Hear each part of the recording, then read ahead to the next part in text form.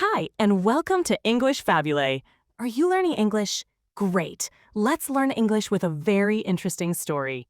Don't forget to subscribe, like, and comment. Let's get started. This is a story about a special baby boy named Siddhartha Gautama. He was born a prince to King Suddhodana. When Siddhartha was born, wise people made a prophecy. They said he would become either a very powerful king who ruled many lands, or a great spiritual teacher for all people. King Suddhodana wanted his son to be a mighty ruler. He did not want Siddhartha to ever see any sadness, pain, or suffering in the world. To protect his son, King Suddhodana built 3 magnificent palaces. Inside these palaces, Prince Siddhartha had everything he could possibly want or need. There was always delicious food, beautiful music, and lovely gardens filled with flowers. The king made sure that Siddhartha never saw old people, sick people, or dead people.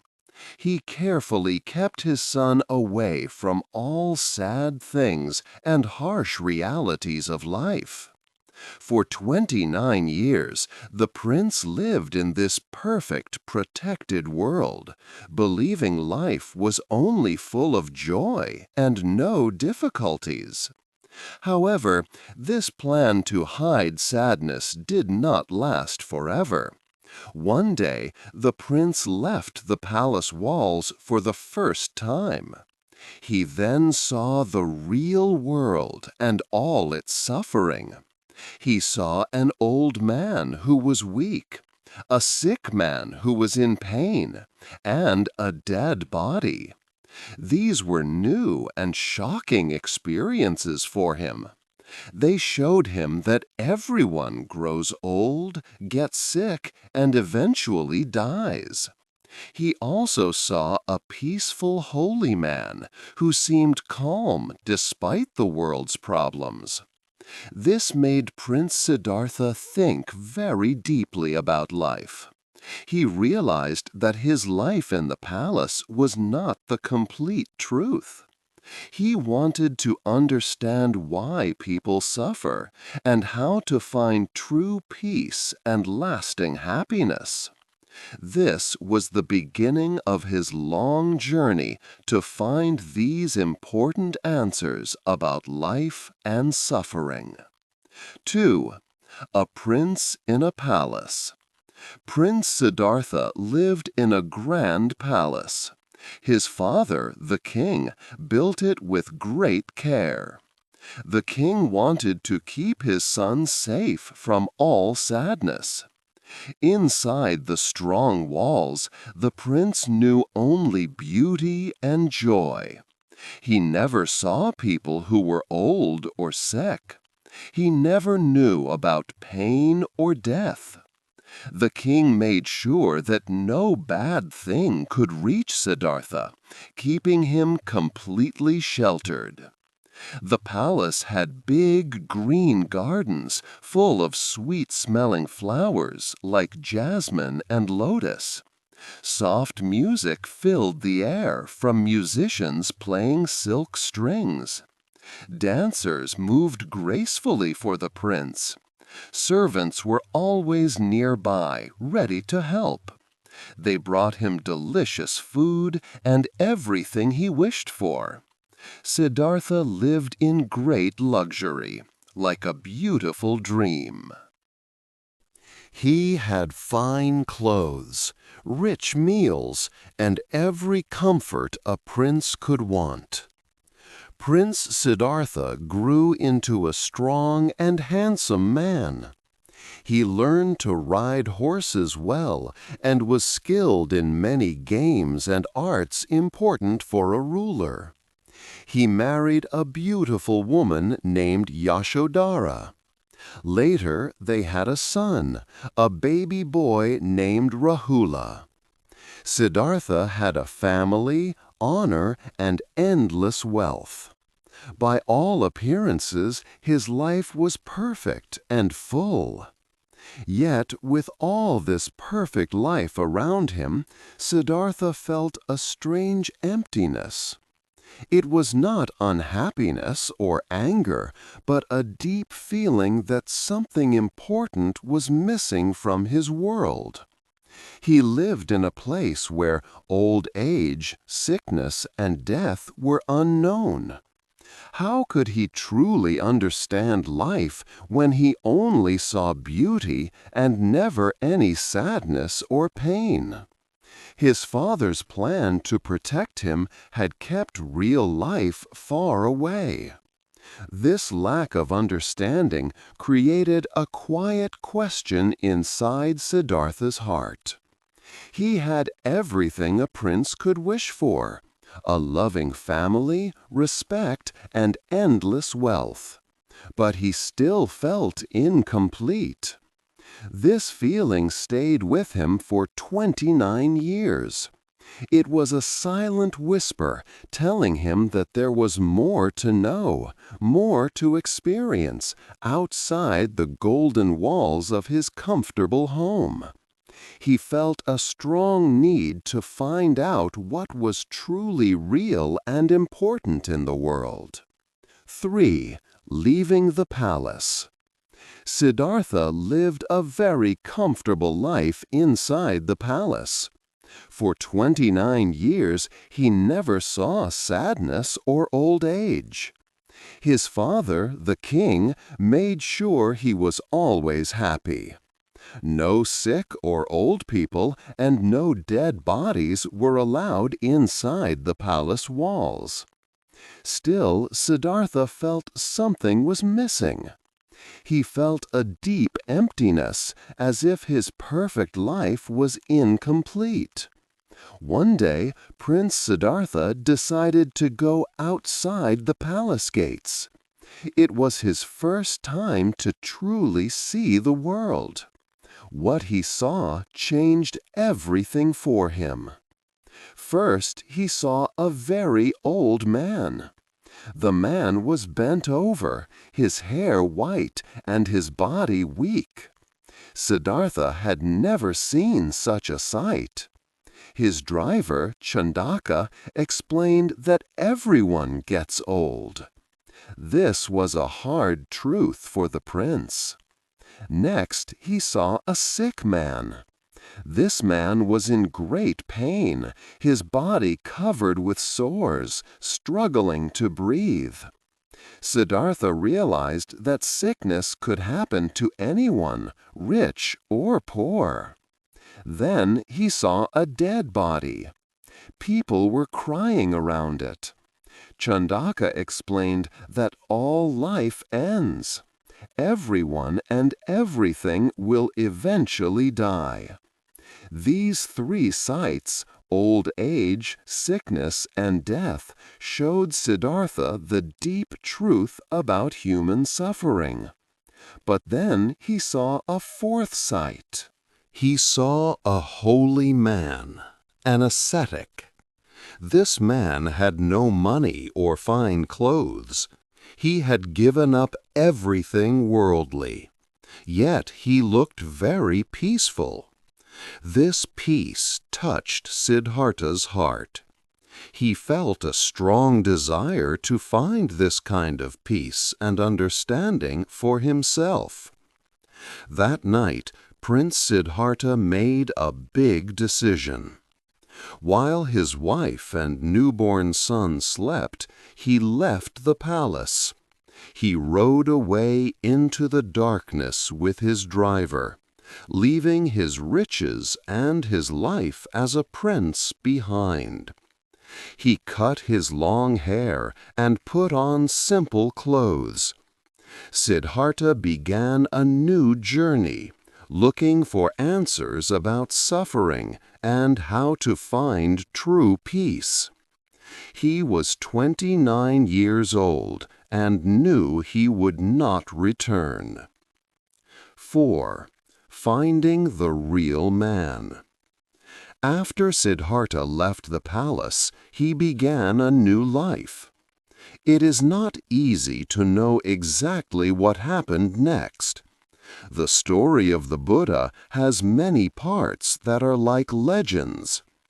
It is hard to tell which parts are true and which are stories passed down over time. Many people think of him as a special figure, more than just a man. Historians try to find the real person behind the stories. They face a big challenge because there are no written records from the Buddha's own time. People did not write down his life story when he was alive. The first writings about him came much later, about 200 years after he died. These early writings were often passed down by speaking, from one person to another, for a long time before they were written. But most historians agree on some main facts. They believe that Siddhartha Gautama was a real person. He was born around the 6th century BCE, or perhaps the 5th century BCE, in what is now Nepal. His family was important. His father was a leader or a chief of the Shakya people. Siddhartha was a prince, just as the stories say. But he chose to leave his home and his royal life. He became a wandering ascetic. This means he gave up his rich life and walked around, living simply and trying to find spiritual answers. He joined a group of many spiritual seekers in India at that time. In those days, many people in India were looking for truth. They did not follow the old religious rules. They traveled, meditated, and lived without many things. Siddhartha was one of these many people. He was not the only one trying to find a new way to understand life and suffering. This time in history was full of new ideas and different teachers. Siddhartha was one of them, but his teachings became very important. 5. The Four Truths. Siddhartha searched for many years. He tried many hard ways of living. He starved his body. But he found that this did not help him find the truth. He learned that too much comfort and too much pain were not the right way. He needed a middle way. At the age of 35, Siddhartha sat under a special tree. This tree later became known as the Bodhi tree. While sitting there, he meditated deeply. He had a great understanding. He became the Buddha, which means awakened one. He found the answers he was looking for. His main teaching is called the Four Noble Truths. These truths help people understand why they suffer and how to stop it. The first truth is about suffering. Life often includes suffering. This is not just physical pain. It is also a feeling of not being happy or satisfied. We feel sad when we lose things we love. We get old and sick. Even good times do not last. This causes a feeling of sadness or incompleteness. The second truth explains why we suffer. Suffering comes from wanting things. We always want new things or for good feelings to last forever. This wanting is called craving. We crave things because we do not understand something important. We do not understand that everything changes. Nothing stays the same. We also think there is a lasting me or self that needs all these things. But this idea of a permanent self is not real. Because of this lack of understanding, we always chase things that cannot bring lasting happiness. The third truth gives hope. It says that suffering can end. We can stop this wanting and craving. When craving stops, suffering stops. This end of suffering is called nirvana. It is not about disappearing. It is about finding a deep, true peace inside. It means being free from the endless cycle of wanting and being unhappy. The fourth truth tells us how to end suffering. It is a path to follow. This path has 8 steps, and it shows people how to live their lives well. This understanding of the Four Noble Truths is the most important part of the Buddha's teaching. It is how he helps others find peace and happiness. 6. The 8 Steps. The Buddha taught that the fourth noble truth is a practical way to end suffering. This way is called the Eightfold Path. It offers a guide for how to live a good and peaceful life. The Eightfold Path has 8 important parts.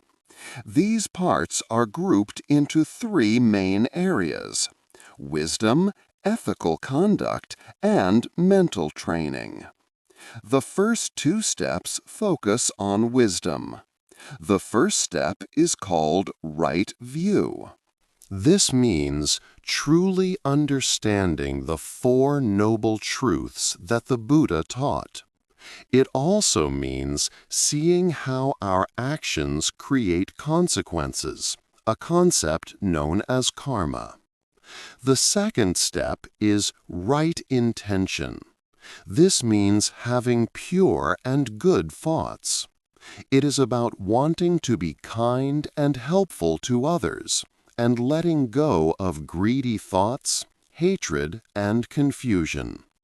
We train our minds to move towards generosity and compassion. The next 3 steps focus on how we behave and speak. The third step is right speech. This means using words carefully and kindly. It includes not lying, not speaking harshly, not gossiping, and not saying things that cause arguments. Instead, we should speak truthfully and in ways that bring harmony and understanding. The fourth step is right action. This means living ethically and not harming anyone. It guides us to avoid killing, stealing, or doing things that cause pain to others or ourselves. The fifth step is right livelihood. This means choosing a job or way of earning money that does not hurt living beings or the environment. It encourages us to work in a way that supports peace and well-being for all. The final 3 steps are about training and disciplining the mind. The 6th step is right effort. This means actively working to develop good mental states and to stop bad ones. It's about taking control of our attention and guiding our thoughts in a positive direction. The 7th step is right mindfulness. This involves paying clear and continuous attention to our body, our feelings, our thoughts, and all that happens in our mind. It is like watching our inner world without judging it, just observing. The 8th step is right concentration. This is achieved through deep meditation, where the mind becomes stable and focused. This strong focus helps a person to see the true nature of their own mind. The Eightfold Path is not a set of strict rules from a god or an outside power. Instead, it is a practical way to live that naturally brings about inner peace and freedom. The Buddha taught that much of human suffering comes from our own minds, from always wanting things, avoiding things, or being confused about life. By following these 8 steps, people can learn to change these mental patterns. This process helps them to find a lasting sense of calm and happiness within themselves, rather than searching for it outside. It is a path to understand how to live a life that creates freedom, not suffering. 7. A journey to the world. After the Buddha passed away, his followers worked hard to keep his teachings alive. Monks and nuns remembered his words and shared them. Later, these teachings were written down in books. This helped the ideas of the Buddha to travel far from India. A very important person for Buddhism was Emperor Ashoka. He lived about 200 years after the Buddha. Ashoka was a powerful ruler, but he became a Buddhist. He decided to spread the Buddha's peaceful message. He built special pillars and places for monks. He also sent Buddhist teachers, called missionaries, to many countries. His son, Mahinda, went to Sri Lanka and taught Buddhism there. Other missionaries traveled west to places like Greece and Egypt. Through trade routes like the Silk Road, Buddhism also reached Central Asia and China. As Buddhism moved to different lands, it changed. New ways of understanding the teachings appeared. 2 main types became known: Theravada and Mahayana. Theravada Buddhism stayed close to the oldest teachings. It focused on the Buddha as a human teacher, and mostly for monks. This type is common in countries like Thailand and Sri Lanka. Mahayana Buddhism developed new ideas, like the Bodhisattva. A bodhisattva is someone who helps others reach enlightenment before they fully reach it themselves.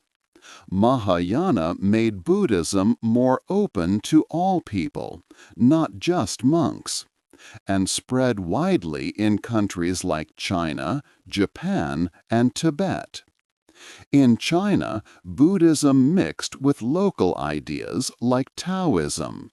This created Zen Buddhism, which focuses on simple meditation and sudden understanding. In Tibet, Buddhism blended with old local beliefs. This created Tibetan Buddhism, which has many rituals and special practices. In Japan, Zen shaped art, gardens, and even how people lived daily. Buddhism spread all over Asia. It found new homes in Korea, Vietnam, and other Southeast Asian countries. It often mixed with local cultures, taking on new forms and traditions.